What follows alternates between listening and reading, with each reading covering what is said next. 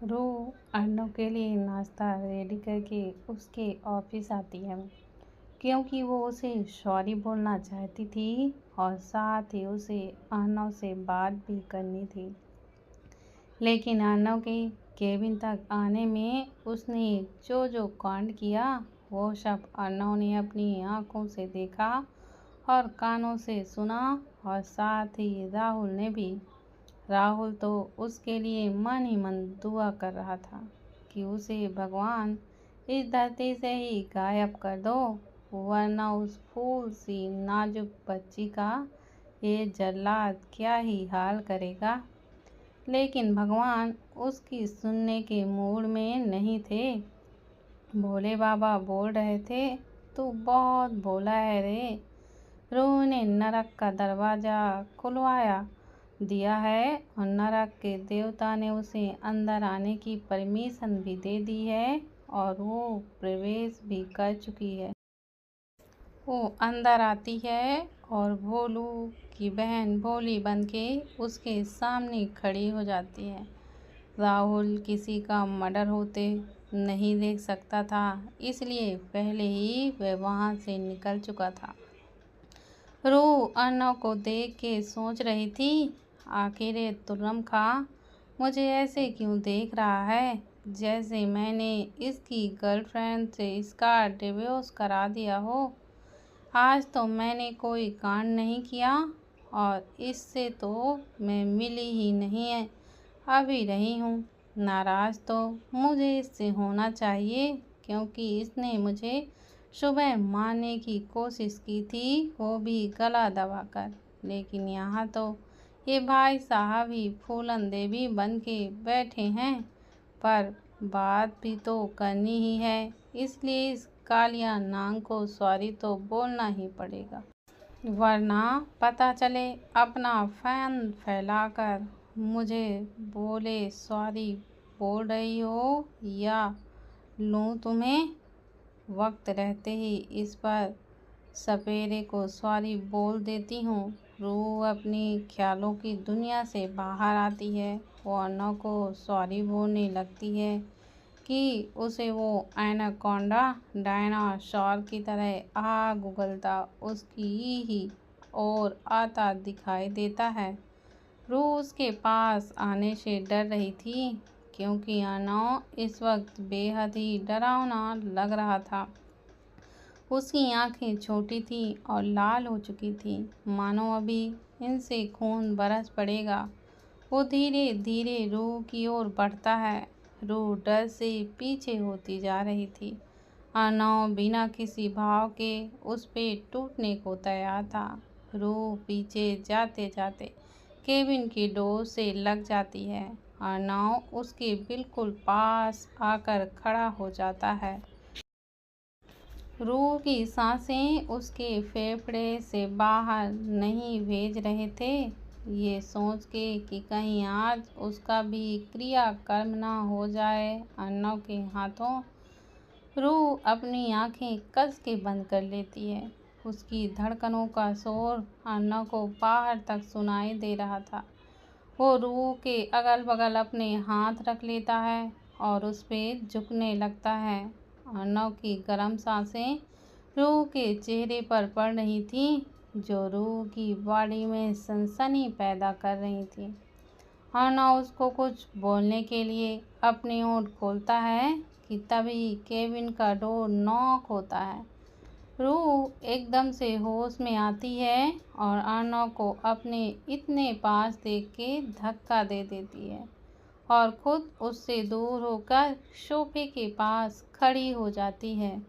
अर्नव के चेहरे से साफ साफ पता चल रहा था कि उसे रूह का खुद से दूर करना बिल्कुल भी पसंद नहीं आता, लेकिन अभी कुछ बोल नहीं सकता था क्योंकि डोर बार बार नॉक हो रहा था। अपनी चेयर पर जाके बैठ जाता है और कम इन बोलता है। राहुल अंदर आता है, लेकिन उसे अंदर का माहौल कुछ ज़्यादा ही हिडेट नज़र आता है, लेकिन वो सब इग्नोर कर बोलता है, sir mister and Mrs Bundela आए हैं और आपसे मिलना चाहते हैं। मिस्टर और मिसेस बुंदेला अर्नव के काफ़ी अच्छे क्लाइंट हैं। वो उनके साथ ही डील करने के लिए यूएस से इंडिया आया है। वो राहुल को उन्हें अपने केबिन में लाने को बोलता है। रूह अब भी वहीं खड़ी थी। उसे इन सब से तो कोई लेना देना नहीं था। उसे तो अर्नव रूह को एक नज़र देखता है और फिर सामने से आ रहे मिस्टर एंड मिसेस बुंदेला को आगे बढ़ के ग्रीट करता है। वो दोनों अंदर आते हैं और केबिन में लगे सोफे पर बैठ जाते हैं। वो एक नज़र रूह को देखते हैं, फिर सामने रखे लंच को। रूह भी उनके ऐसे देखने से उन्हें आगे बढ़ के बहुत ही रिस्पेक्ट के साथ ग्रीट करती है, क्योंकि वो काफ़ी बड़े थे उन दोनों से। मिसेस बुंदेला रूह से मिलने के बाद बोलती हैं, मिस्टर ओबरॉय, आपकी वाइफ तो बहुत ही प्रिटी है और काफ़ी लवलिंग भी, तभी तो ऐसे आपके लिए लंच लेके आई हैं, वरना आजकल की लड़कियां तो पानी गर्म करने के अलावा और कुछ नहीं करती। मिसेस बुंदेला की बात सुन के अर्नव और रूह दोनों एक नज़र एक दूसरे की ओर देखते हैं और फिर दोनों ही नामे अपना सिर हिला के मिसेस बुंदेला की गलतफहमी दूर करने के लिए बोलते हैं, नहीं नहीं, आप गलत समझ रही हैं। लेकिन उससे पहले कि वो आगे बोलते, मिस्टर सचदेवा बोलते हैं, नहीं क्या, इतनी केयर वही होती है जहाँ प्यार होता है। वैसे मुझे लगता है कि हमने गलत टाइम पे एंट्री की है। आप दोनों का स्पेशल लंच हमने स्पॉइल कर दिया। उनकी प्यार वाली बातें सुन के अर्नव और रूह की नज़रें फिर एक बार आपस में टकराते हैं। रूह तो अर्नव को कोसते हुए उसे बोलती है, प्यार और इस लंबू से इससे प्यार करने के लिए तो 400 माले की बिल्डिंग बनानी पड़ जाएगी और शादी वो भी इससे। उससे पहले तो मेरी जूती भी जहर खाकर सुसाइड कर ले और उसको अंदर करवा दे। वहीं अर्नव के उच्च विचार तो कुछ ऐसे थे, इस बेवकूफ़ लड़की से शादी नो नेवर, कभी नहीं। मन तो कर रहा है अभी के अभी इसे जैक को खिला दूं। तभी दोनों को मिसेस बुंदेला की बात सुन के होश में आते हैं, जो बोल नहीं थी, वैसे आपने शादी कब की और किसी को कोई खबर ही नहीं। अरे भाई माना आपको वाइफ इतनी ब्यूटीफुल है, लेकिन इसका मतलब ये नहीं कि आप उन्हें किसी से मिलवाएं ही ना। अर्नव का तो बुरा हाल हो गया था। रूह खुद को वाइफ सुन के, और रूह तो अब तक 400-500 टैंक बुला के अर्नव पे चलवा चुकी थी, लेकिन सिर्फ अपने ख्यालों पर। हकीकत में तो ये डेविल उसी टैंक से रूह को ना उड़ा देगा। अर्नव और रूह अपनी ही सोच में थे कि राहुल अर्नव के पास जाके बोलता है, सर अभी आप कुछ भी मत बोलिए, क्योंकि आप जानते हैं हम जो डील मिस्टर बुंदेला से करने वाले हैं वो कितनी इम्पोर्टेंट है। कहीं उन्होंने आपको गलत समझ के डील करने से इनकार कर दिया तो, क्योंकि कोई भी लड़की बिना किसी रिश्ते के किसी के लिए खाना नहीं बनाती। एक बार डील हो जाए फिर आप खुद ही सच बोल दीजिएगा। राहुल की बात अर्नव को भी ठीक लगती है, वो भी राजी हो जाता है। वो आगे बढ़ के रूह के पास जाके उसकी कमर पे हाथ डाल के बोलता है, डार्लिंग, मिस्टर और मिसेस बुंदेला को भी अपने हाथों का खाना टेस्ट कराओ। उसकी इतनी मीठी प्यारी बातें सुन के रूह को शुगर होने को आया था, लेकिन रूह ने उसको लात मार के बाहर निकाल दिया। लेकिन बेचारे राहुल के पास तो शब्द ही नहीं थे, वो बस एक ही वर्ड बोल रहा था, गजब। अर्नव थोड़ा सा रूह पे झुक के बोलता है, अगर तुम चाहती हो कि मैं तुम्हारी बात सुनूं तो जो कह रहा हूँ वो करो चुपचाप। रूह उसकी बात सुन के आगे बढ़ के सबके लिए लंच निकालने लगती है। मिस्टर और मिसेस बुंदेला पहले तो फॉर्मेलिटी के लिए मना करते हैं और फिर उस पे टूट पड़ते हैं। रूह अर्नव को भी लंच देती है और उसे भी खाना पड़ता है।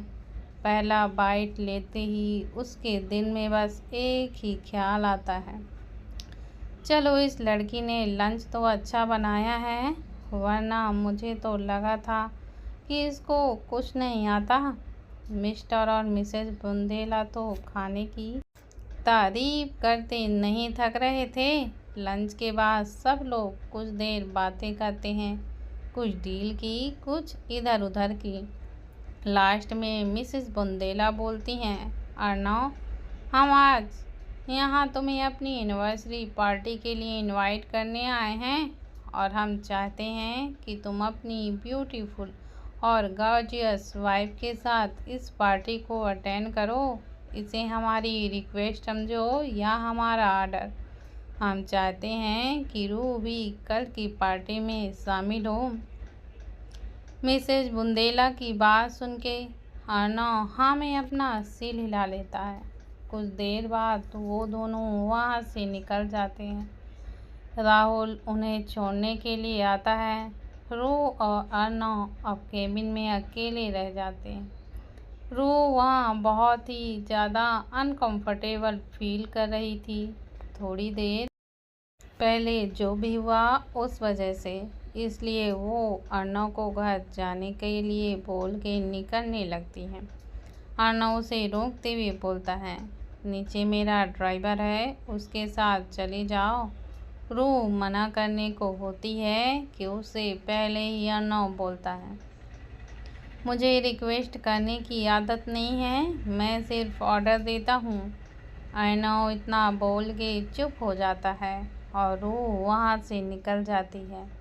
वो अर्नव को नकल करते हुए बोलती है, मुझे ऑर्डर देने की आदत है, आया बड़ा चतुर बुद्धिमान, और रूह को भी किसी के ऑर्डर मानने की नहीं आई है। एक बात आप मेरा काम कर दीजिए, फिर बताती हूँ कि रूह क्या चीज़ है। अच्छों को राजस्थान की मिट्टी चखाई है मैंने, फिर ये चतुर बुद्धिमान क्या चीज़ है। रूह अर्नव के ड्राइवर के साथ घर वापस आ जाती है और अपने कमरे में जाके रेस्ट करने लगती है। अर्नव भी काम में डूब जाता है। रात को काफ़ी लेट वो घर जाने के लिए निकलता है। ऑफिस के गेट पे खड़े गार्ड्स को देख के उसको रूह की सुबह वाली कहानी याद आती है और उसकी आंखें छोटी हो जाती हैं। अर्नव रात को ऑफिस से अपने विला वापस आता है।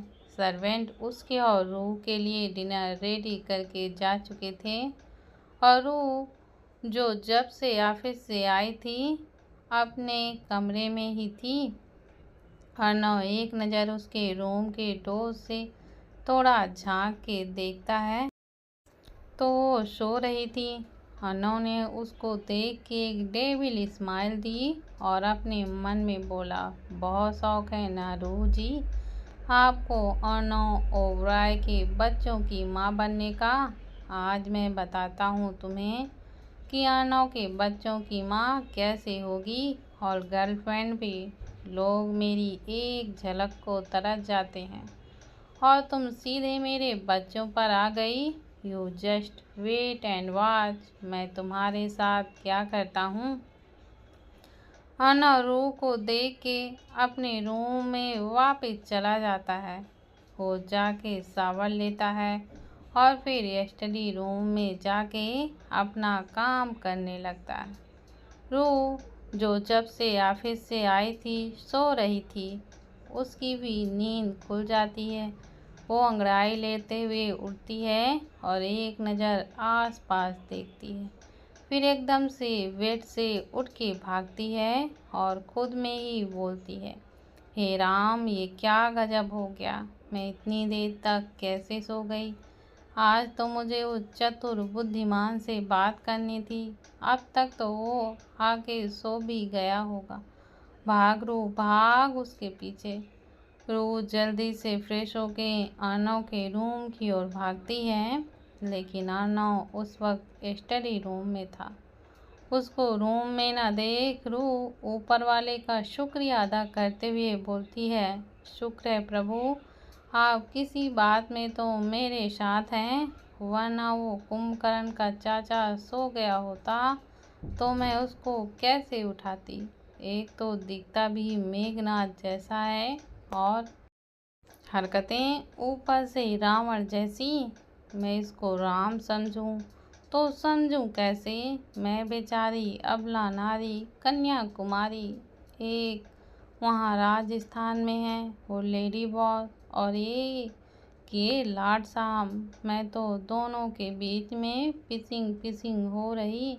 मुझे तो लगता है ये किसी दिन मेरी फ्रेंच फ्राई बना के सॉस के साथ खा जाएगा। थोड़ा तो रहम करो आप मुझ पर। ऊपर से बात भी तो नहीं सुनता मेरी। जब भी कुछ बोलने जाती हूँ कुछ न कुछ उल्टा ही हो जाता है। अब इसमें मेरी कोई गलती नहीं। जो गलती है वो उस लाड डलहौजी की है। एक बार, बस एक बार मेरी बात सुन ले, मैं इसको समझा दूँ। वैसे दिल का बुरा नहीं लगता मुझे, बस खड़ूस है एक नंबर का। सिर्फ खड़ूस ही नहीं, ये उनका भी सरदार है, सरदार गब्बर सिंह। फिर थोड़ा हंसते हुए बोलती है, वैसे आपने ये पीस बनाया कैसे है? मतलब जब भी सामने जाती हूँ ऐसा लगता है जैसे पूछ रहा हो कोई आखिरी ख्वाहिश। पर इसको ये नहीं पता कि रूह क्या चीज़ है। खुद से बात करते करते वो हॉल में आ चुकी थी। वो जैसे ही हॉल में एंटर करती सारी लाइट ऑफ हो जाती हैं। रूह जोर जोर से हनुमान चालीसा पढ़ते हुए बोलती, माना आप मेरे बेस्ट फ्रेंड हो बजरंगी भैया, लेकिन इसका मतलब ये नहीं कि आप मुझसे ऐसा फ्रैंक करो। अरे आपको अच्छे से पता है ना कि मैं सिर्फ अंधेरे और भूतों से डरती हूँ। फिर आप ये भूत वाला सीन क्यों चला रहे हैं? तब ये प्रोजेक्टर लाइट ऑन हो जाती है और उस पर एक वीडियो प्ले होती है। जैसे जैसे वीडियो चल रही थी रूह की सांसें अटक रही थी। आज तो उसकी पक्का ही सामत आने वाली थी। वो अपनी नज़रें उठा के इधर उधर देखती है तो हॉल के सोफे पर अर्नव किंग की तरह बैठा हुआ था और उसके चेहरे पर एक बड़ी सी स्माइल थी। प्रोजेक्टर पर रूह के सारे ऑफिस वाले कांड चल रहे थे और अभी जो उसने अर्नव पुराण शुरू की थी वो तो क्या ही कहना। उसकी तो फोटोज भी आईफोन 40 से भी गदर थी। उसका तो मन कर रहा था कि अभी सनी देओल की तरह हैंड पैम्प उखाड़ के उस प्रोजेक्टर पर दे मारे। लेकिन अफसोस ना ही ये पाकिस्तान था और ना ही उसके पास 2.5 किलो का हाथ। वीडियो ख़त्म होती है और सारी लाइट्स फिर से ऑन हो जाती हैं। अर्नव रूह के पास आता है और उसके पास गोल गोल घूमने लगता है। रूह चुपचाप से झुका के खड़ी हो जाती है। अर्नव को उसे तरसाने में बड़ा ही मज़ा आ रहा था। वो उसके पीछे जाके खड़ा हो जाता है और उसकी कमर पे हाथ डाल के उसे खुद से चिपका लेता है। अर्नव के ठंडे हाथों का स्पर्श पाते ही रूह का दिल, गुर्दा, फेफड़ा, किडनी सब बाहर आने को हो गए थे। अर्नव उसकी ऐसी हालत देख के स्माइल कर रहा था। ना जाने क्यों रूह पर खुद का ऐसा इफेक्ट देख के उसे मज़ा आ रहा था। वो रूह के बालों में अपना मुंह छुपा के उसके बालों से आती खुशबू को स्मेल करने लगता है। वो अपनी उंगलियों को रूह के खुले पेट पर चलाने लगता है। रूह उससे दूर जाने की कोशिश करती है कि अर्नव उसके पेट पे अपने हाथ लपेट कर उसे रोक लेता है और उसके कानों पर अपनी नोज को रब करते हुए बोलता है, वैसे तुम अभी प्रेग्नेंट हो नहीं, लेकिन तुम्हें शायद मेरा बेबी चाहिए अपने अंदर। तुम मेरे साथ वो सब करने के लिए बड़ी डिस्परेट हो रही थी, तभी तो गार्ड्स को प्रेगनेंसी न्यूज़ देती हो और रिसेप्शन वाले लड़की को गर्लफ्रेंड बताती हो। इतना पसंद आ गया हूँ क्या मैं तुम्हें? मुझे कोई दिक्कत नहीं है। अगर तुम चाहो तो हम वो सब कर सकते हैं। वादा करता हूँ तुम्हें निराश नहीं करूँगा, लेकिन हाँ, खुद का सोच लेना, मुझे झेल पाओगी या फिर नहीं। रूह उसकी बेशर्म भरी बातें सुन के पूरी लाल हो जाती है। वो खुद को चुनाते हुए उससे दूर होके बोलती है, देखिए मिस्टर ओबराय, मेरा ऐसा कोई इरादा नहीं है। मेरे दिल में आपके लिए कोई फीलिंग्स नहीं है। मुझे सिर्फ आपसे बात करनी थी, इसलिए मैंने झूठ बोला। अर्नव ने तुरंत कहा, लेकिन मैंने तो उसे सच मान लिया और मेरे दिल में तो बटरफ्लाई घूम रही हैं। और वैसे भी आज तक मैंने ये सब किसी के साथ भी नहीं किया, तो फिर अगर हम दोनों करते हैं तो कोई हर्ज ही नहीं है। और फिर तुमने ही अपनी प्रेगनेंसी की न्यूज़ दी है, मैं तो बोलता हूँ हमें कर लेना चाहिए, फिर तुम झूठी भी नहीं रहोगी। रूह को उसकी बात सुन के पसीने आने लगे थे। वो रोने सी शक्ल बना के बोलती है, प्लीज़ ऐसा मत करो। रूह पीछे होने लगती है और पीछे होते होते सोफे से टकरा के उस पर गिर जाती है। अर्नव उसके पास हाथ रख के उस पर झुक जाता है। रूह की सांसें उखड़ने लगती थी।